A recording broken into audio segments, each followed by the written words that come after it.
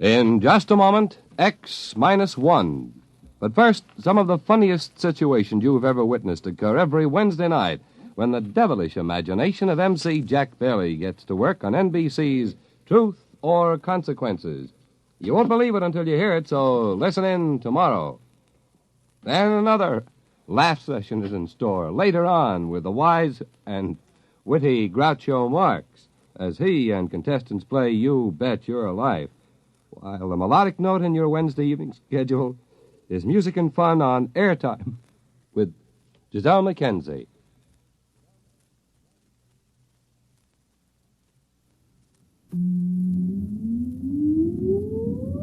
Countdown for blast off. X-5, 4, 3, 2, X-1, fire.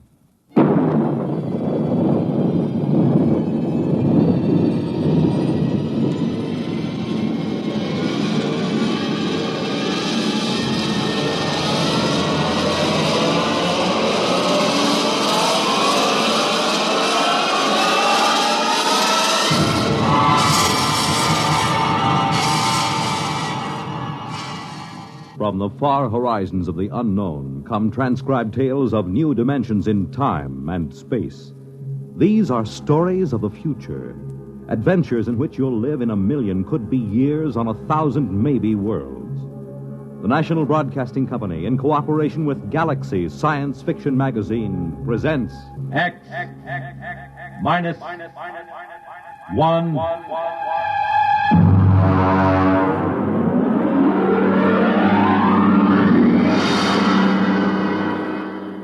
Tonight, the Mark Clifton story, Starbright.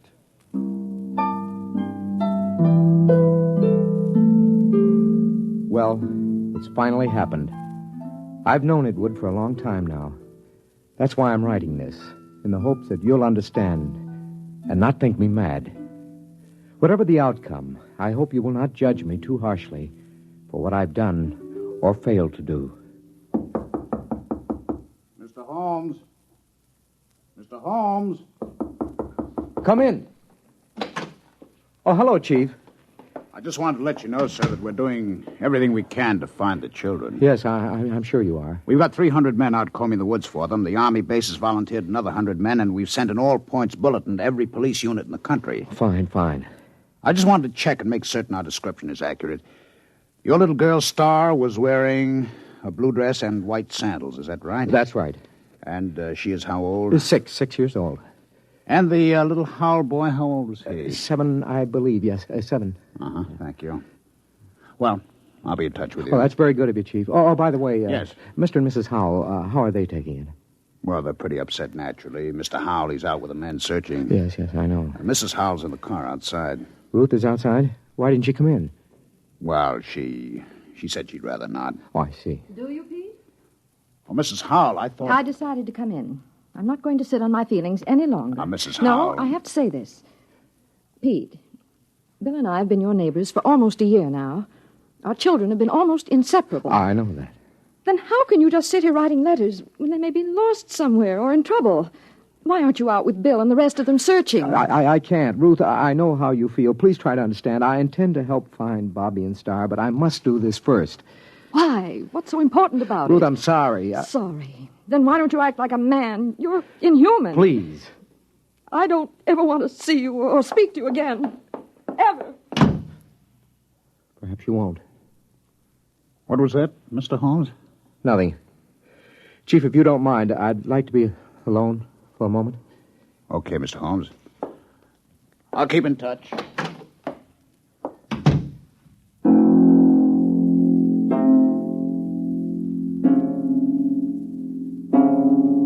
How can I tell them? How can I make them understand? I write this to you because they must be made to understand somehow, but I have to begin at the beginning.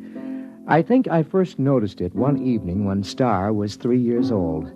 I was in my reading chair going over some work. Star was sitting on the floor in the circle of light with her blunt-nosed scissors and scraps of paper. Her long silence made me glance down. And then we glue this together, put a line here and there. Star? Like that. Star? is it, Daddy? Can I see what you've made? Uh-huh. Well. It's quite a coincidence. What? You know what they call a piece of paper joined together with a half twist like this? Nope. It's called a Mobius strip. You mean somebody already made one? A man named Mobius, mathematician, long time ago. Did he know you can put a line on it like that so it has one side all joined? Yes, he did. Someday I'll tell you what it means. Now do it. What? Tell me about a Mobius strip. Very complicated. Then read me about it. Oh, you wouldn't understand, honey. Read me anyway. Okay, young lady. But I warn you, it'll be like one of those nonsense rhymes. At least, I hope it will.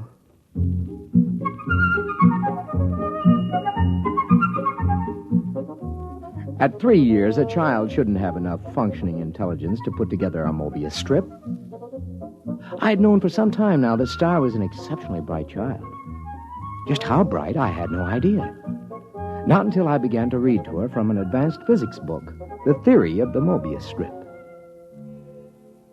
To the power of infinity. Now then, are you sufficiently mixed up, young lady? Daddy, you know what? What? You read too slow. You say a word, then I think a long time, then you say another word. Oh, I see. Just what would you have me do about it? Well, teach me to read. Then I can think as quick as I want. The word is quickly. It's an adverb. Oh, Daddy, really? You pick on such unimportant things. I want to learn to read. Okay. When would you like to begin? Right now, tonight.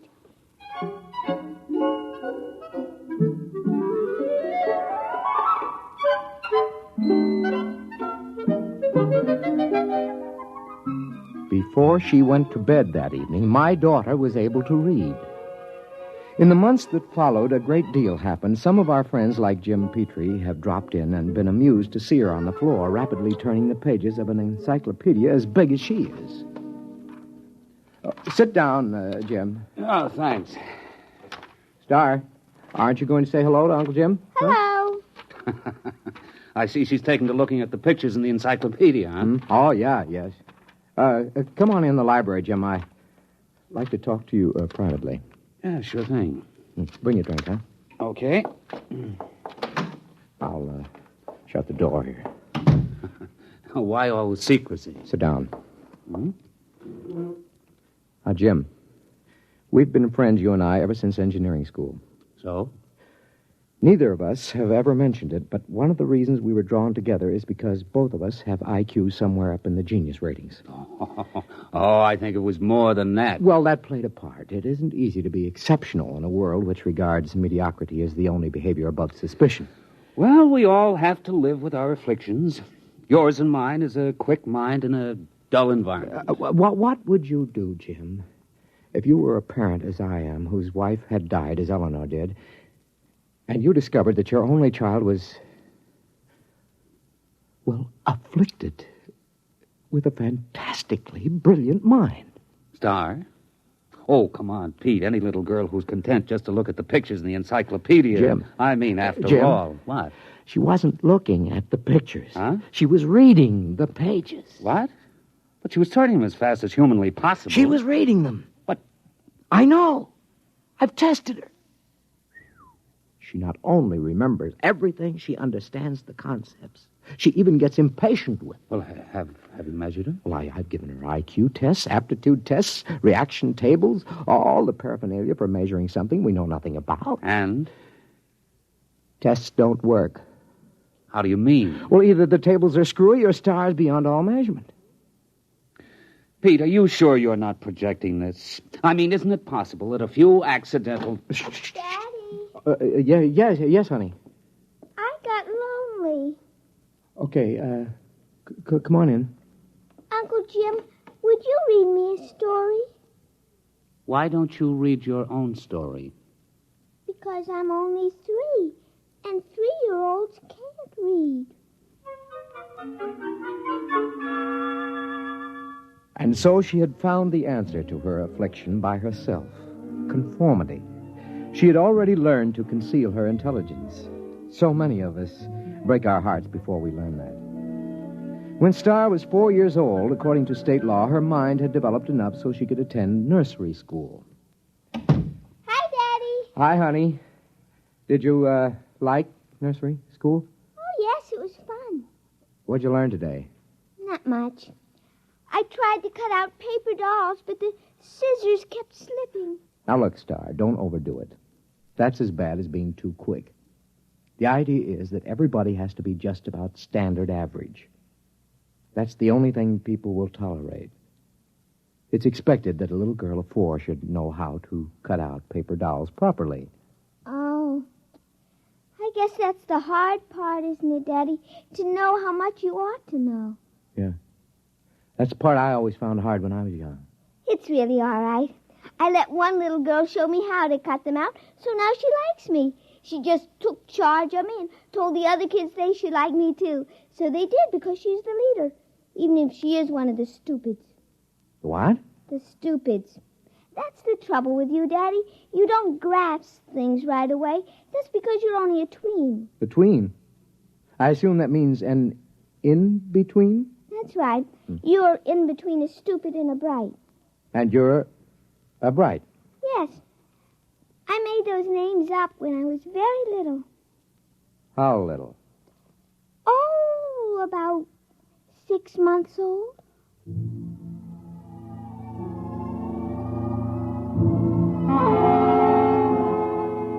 The thoughts began to whirl around in my head after that one. A small fear kept growing inside me. How profound was this little imp that was staring up at me? How much did she understand already? Even as the thought formed, I learned the final horrifying fact about my little girl. It's all right, Daddy. Don't be afraid of me.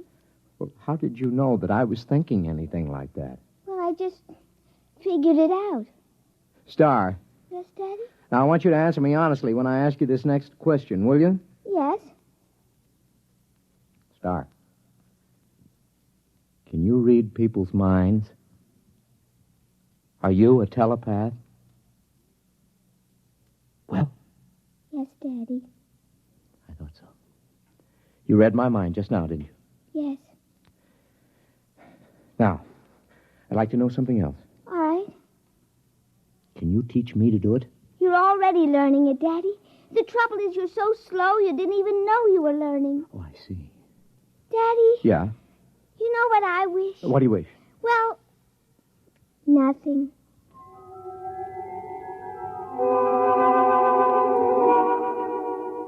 All the same, I knew exactly what she was wishing. She was wishing for a companion whose mind would match her own. You see, I was becoming telepathic. Just a minute. Well, hello. Is your little girl home? Yeah, she's upstairs. Who are you? I'm Robert. Robert who? Robert Howell. My mother and father moved next door yesterday. Oh, well, come in, Robert. I'd like to play with your little girl. How'd you know I had a little girl? Oh, I just know. Oh, I see. And how old are you? I'm 6. Well, I'll ask Star to come downstairs. I'm sure she'll be glad to see you. Yes, she will. Tell me, Robert, are you a tween or a bride? Oh, I'm a... What did you say, Mr. Holmes? Nothing.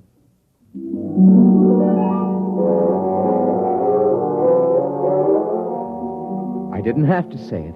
I could read his thought. He was a bride, and it was no accident that he and his parents had moved next door. Somehow, Star had managed to make contact with him, and they had arranged the whole thing.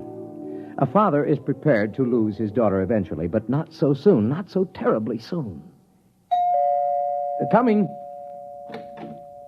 Oh, hello, Ruth. Something wrong? No, I was just looking for Bobby. I thought he was over here playing with Star. Well, I thought they were over at your place. I don't understand it. I've noticed that they've been disappearing for a couple of hours almost every afternoon. Well, I suppose they'll turn up again. They know better than to cross the street by themselves. They're too little for that. If they come here first, tell them to come over and have some milk and cookies. Yeah, I'll do that. Oh, by the way, this must belong to your Star. Oh, what's that? Oh, some sort of coin or medal or something. I found it out in the backyard after Star and Bobby were playing. It looks brand new. Let's have a look. Oh, is something wrong? Do Did you say you found this in your backyard? Yes. What is it? I don't know. Well, I've got to get back. Bill will be getting home for dinner soon, so see you later. Yes.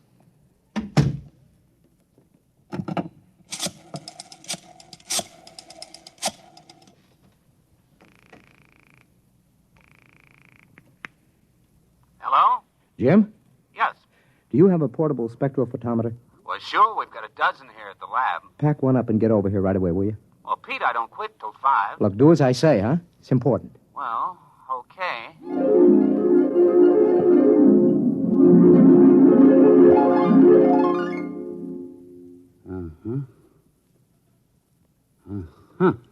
Well, Let me check the amount of radioactivity again. you've checked it 4 times. That's about it. Okay. What's your opinion of this coin? Well, first of all, let me say this. It's the real McCoy. And? Also, it doesn't exist. Makes sense. Look, Pete, that coin is pre-Egyptian. It's hand-cast. It's made out of one of the oldest bronze alloys, one that was lost 4,000 years ago. So it's 4,000 years old. It is and it isn't. What do you mean? Listen, Pete, old coins show wear. The edges get rounded with handling. The surface oxidizes. The molecular structure changes, crystallizes. Pete, this coin is authentic, and yet it's brand new. It might have been struck off yesterday. You realize, of course, that that's impossible. Where'd you get it, Pete? I don't know. I think the kid's got it. Star? Yes. How? I don't know. I'm almost afraid to think. Well, why not ask her? She isn't around. She and Robert are off playing somewhere. Well, do you know where? No, Oh, Jim, it's just too fantastic. It isn't possible.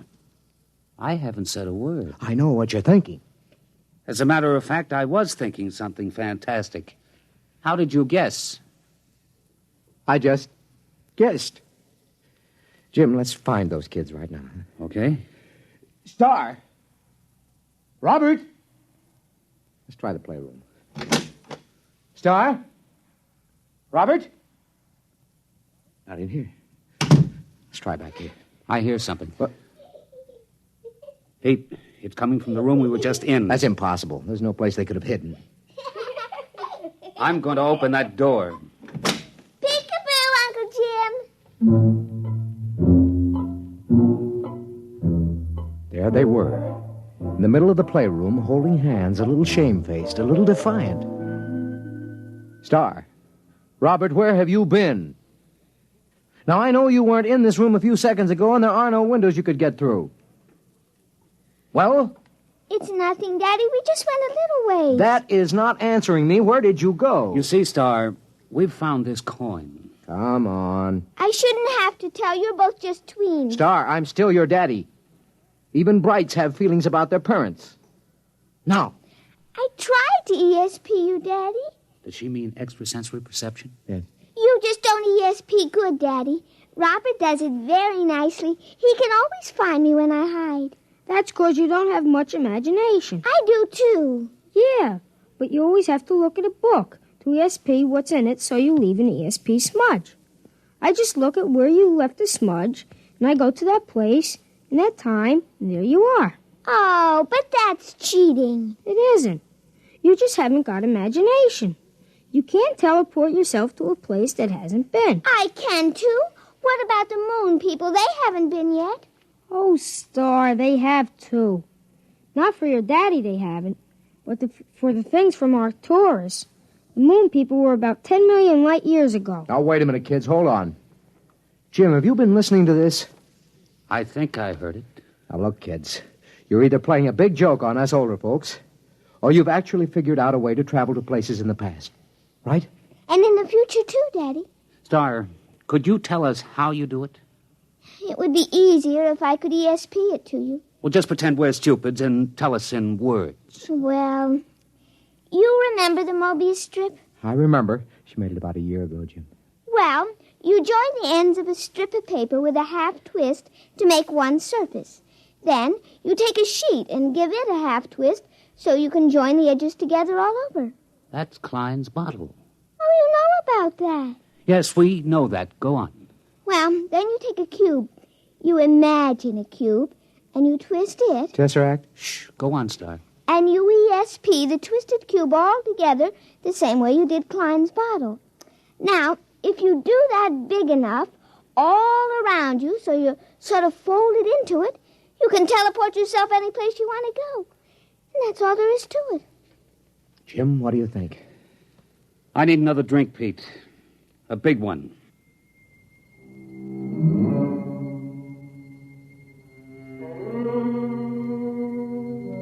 That's all there was to it. The line, the plane, the cube, those were Euclidean physics. The Mobius strip, the Klein bottle, the twisted cube, those were Einsteinian physics. Well, I was pretty advanced in both, but I'd have to do some heavy thinking to really grasp it. Meanwhile, the two little kids stood there staring at us. Star, Robert, can you tell us some of the places you've been? All over, Uncle Jim. The Romans and the Egyptians and places like that. Is that how you got the coin? Uh-huh, I found it. It wasn't stealing, was it, Daddy? I just found it in the dirt. We'll skip that for a minute. What about going to the future? There isn't any future, Mr. Holmes. What's that? It's kind of hard to explain. Even Star doesn't get it. Oh. But when she gets to be 6, like I am, she'll probably understand. Well, try to explain it to me. Well, it's all connected, just like the Mobius strip. If you go far enough, you'll get back to where it starts again. You start with the cavemen, then us men, then atomic men, the moon men, planet men, star men, and brights. Only somehow... What? The brights got off the strip. We haven't been able to find them any place in time. I'd sure like to know how they got off and where they are. Now, look, kids, this kind of thing can be dangerous. You might be eaten by a dinosaur or something. Oh, we just ESP ourselves right out of there. Well, anyway, I don't want you leaving this part of the time strip. Not again. Daddy. Now, I may be just a tween, but I'm your father. I always mind you, Daddy. Yeah? What about going off the block? But, Daddy, we didn't cross a single street. Nevertheless... Pete, think of what you're doing. Pictures, specimens, recordings, not only from the past, but from the future. Pete, I beg you. Jim, this is my daughter. But what a contribution. We could be ages ahead of ourselves. No. Star. Robert, I'd like your promise you won't leave present time again. Well? Okay. All right. Now run along. Robert's mother has some cookies and milk for you. Okay. See you later, Daddy. Beat you there. That was a movie. Jim, I'm sorry. Well, I suppose if I had a daughter... Are you going to report this? And have everybody give me the horse laugh? I may be just a tween, Pete, but I'm not an utter fool. It took me almost 6 months to do it. I don't know how many times I visualized a cube and ESP'd it a half twist and tried to seal the edges around me. And then once there was a flash, just for an instant. I was concentrating on Caesar's triumphant march into Rome. And for the briefest instant, there it was. I was standing on a roadway watching, and then it vanished. Hey. Hi, Daddy. What are you two characters plotting? Nothing, Daddy. Well, I'm going to my study for a while. Star? Yes, Daddy? You remember your promise about not leaving present time, don't you? Yes, Daddy. You going to keep it? Yes, Daddy. Okay. I'm holding you to it.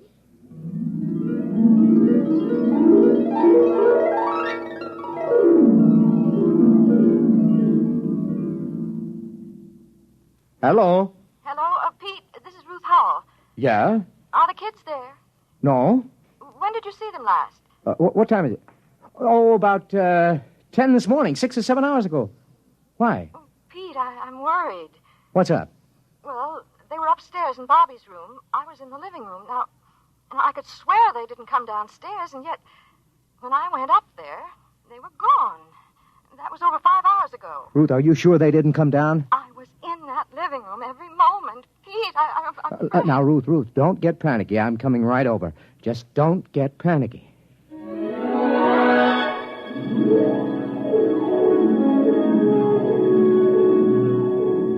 There wasn't a trace of them. Well, that isn't exactly true. Remember what Robert had said about Star leaving an ESP smudge? Well, I was able to catch it in Robert's room. It had something to do with where the Brights went when they got off the time strip. That's it, of course. They wouldn't disobey by leaving present time. But isn't it possible that there is more than one present time? Isn't it possible that another now coexists with ours? That's the clue, of course. I'm going to call the police, Pete. I don't think it'll do any good. But we've got to find them. They'd have come back by now. Yes, if they could. What do you mean? Nothing. Well, what are you going to do? I'm going back to my study to think. To think? Aren't you going to look for them? I have to figure out where to look. Well, I'm not going to sit around doing nothing. I'm calling the police.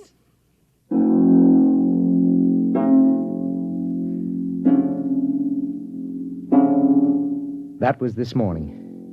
I've been doing some desperate concentrating since then, Jim. I'm writing this down so you'll know.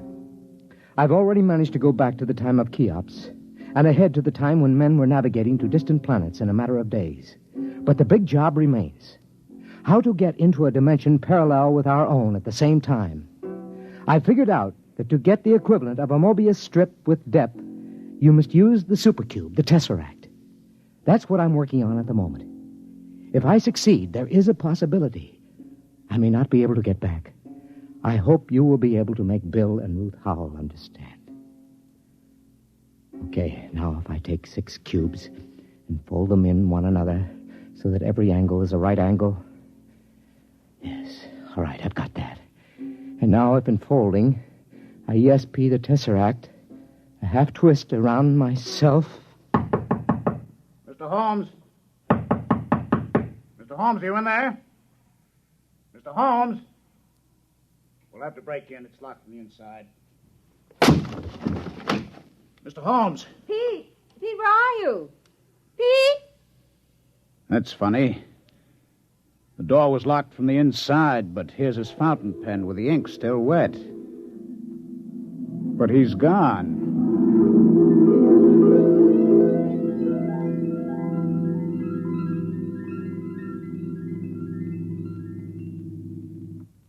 You have just heard X-1, presented by the National Broadcasting Company in cooperation with Galaxy Science Fiction Magazine, which this month features the final installment of Frederik Pohl's novel, Slave Ship, story of a world engaged in the wildest of all possible non-wars, where the order of the day was even wilder still.